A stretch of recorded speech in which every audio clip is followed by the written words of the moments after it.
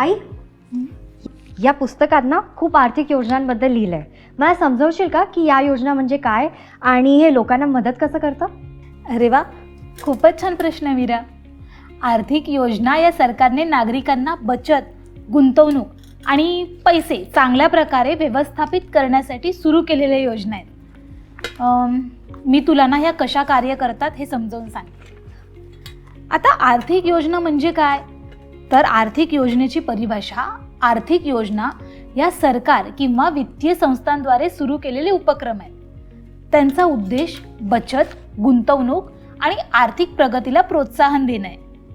आता याचे उद्देश काय आहेत? तर नागरिकांना आर्थिक सुरक्षा प्रदान करणं, दीर्घकालीन बचत आणि गुंतवणुकीला प्रोत्साहन देणं, शेतकरी, महिला किंवा विद्यार्थी यांसारख्या विशिष्ट गटांना मदत करणं.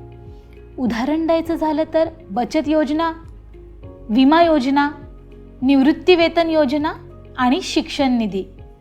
आर्थिक योजनांची उदाहरणं म्हणजे सार्वजनिक भविष्य निर्वाह निधी म्हणजेच PPF, कर लाभांसह दीर्घकालीन बचत योजना. उद्देश काय? तर नागरिकांना भविष्यासाठी बचत करण्यास प्रवृत्त करणं.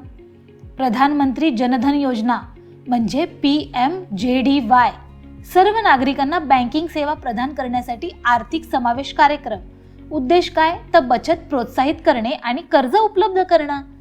सुकन्या समृद्धी योजना म्हणजेच SSY, मुलींसाठी बचत योजना. याचा उद्देश काय?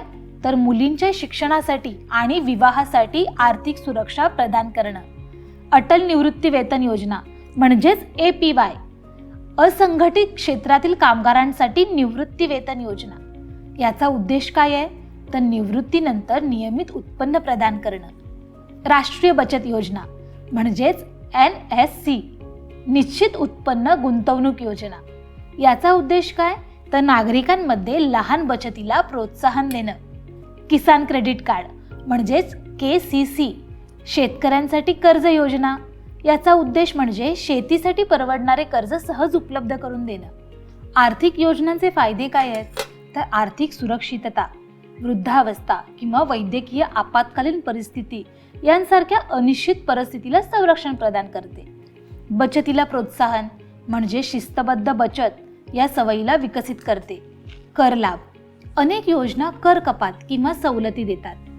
विशिष्ट गटांचे सशक्तीकरण म्हणजे शेतकरी, महिला, ज्येष्ठ नागरिक यांना मदत करते.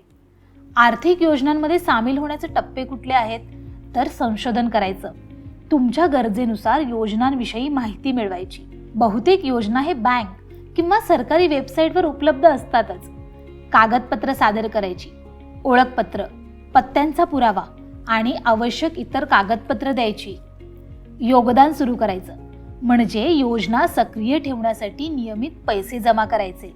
धन्यवाद आई. आता मला समजलं की आर्थिक योजना म्हणजे काय आणि ते लोकांना कसं मदत करतं. खूप छान मीरा. या योजना आर्थिक कल्याण करण्यासाठी आणि सर्वांसाठी सुरक्षितता सुनिश्चित करण्यासाठी तयार केल्या गेल्या आहेत. मी या योजनांबद्दल वाचते आणि माझा अभ्यास पूर्ण करते.